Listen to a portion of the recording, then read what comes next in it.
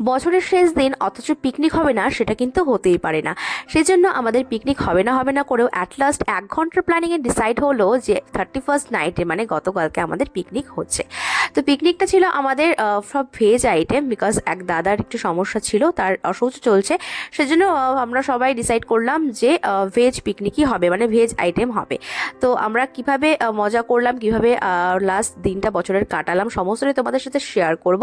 ব্লগটা দেখতে থাকো, আশা করি তোমাদের ভালো লাগবে। আর তোমাদের 31st নাইট কেমন কাটলো সেটাও কিন্তু জানাতে ভুলো না। একটু বনকে ক্লে একটু দিয়ে দে, ঠিক আছে? ছাদে চলছে পিকনিকের তোড়জোড়, আর এদিকে দেখো এদের কাণ্ড। এরা কিন্তু এই ঝগড়া করছে, এই মানে খেলছে। তো এদের ভীষণ এনজয় করছিলাম আমি ওদের কাণ্ড কারখানাগুলো। তো আমি সেরমভাবে পিকনিকের কোনো কাজ করতে পারিনি, কারণ আমার পুচকু যেহেতু একদমই ছোট, তো ওকে আমার ম্যানেজ করতে হচ্ছিল। তো ও কারো কাছে যাচ্ছিল না আমাকে ছাড়া। তো সেই জন্য আমি দেখো এদের কাণ্ড কারখানা এনজয় করছিলাম বসে, ঘরে বসে বসে। 31st পিকনিক প্রত্যেক বছর যেমন হয় সেরকম এবছরও হচ্ছে, কিন্তু লোকজন নেই। আমরাই আছি, প্রতিবার এটাই হয়। আমরাই করছি, সবাই আসবে, আস্তে আস্তে সব আসবে। এখন আলু কাটা চলছে আর সবজি ছোলা চলছে। তো ভিডিও শুরুতেই কিন্তু আমি বলেছিলাম যে আজকে আমাদের পিকনিকের সমস্ত মেনুটাই কিন্তু হচ্ছে ভেজ।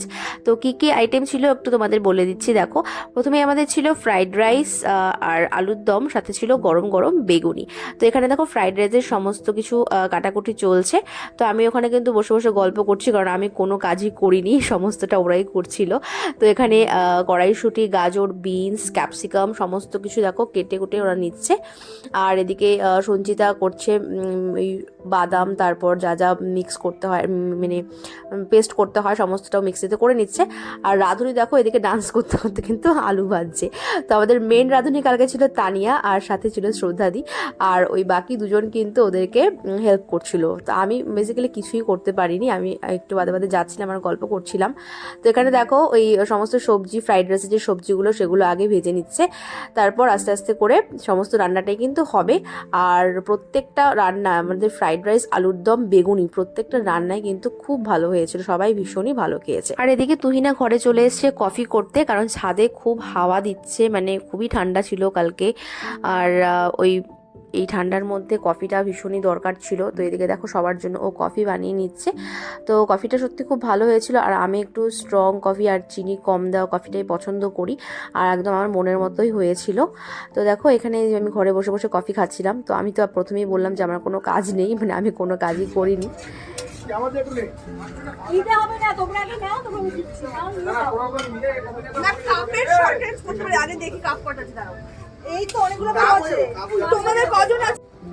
কি রান্না হচ্ছে রাধুনি?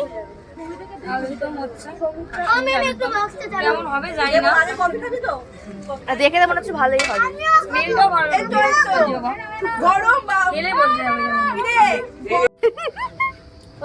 কি রে এগুলো কি হচ্ছে? এই আর এদিকে দেখো এই তিনটের কাণ্ড, সব বড়দেরকে কফি খেতে দেখে ওদেরও কফি খেতে হবে, সেজন্য ফু দিয়ে এগুলোকে ঠান্ডা করছে।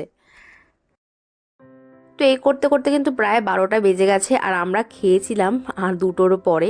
তো এখানে দেখো আলুর দম কিন্তু প্রায় হয়েই এসছে। তো এরপর করে নেবে ফ্রাইড রাইস। তো আলুর দমের স্মেলটা যা আসছিল না, কি বলবো, সত্যি ভীষণ ভীষণ ভালো হয়েছিল প্রত্যেকটা রান্না।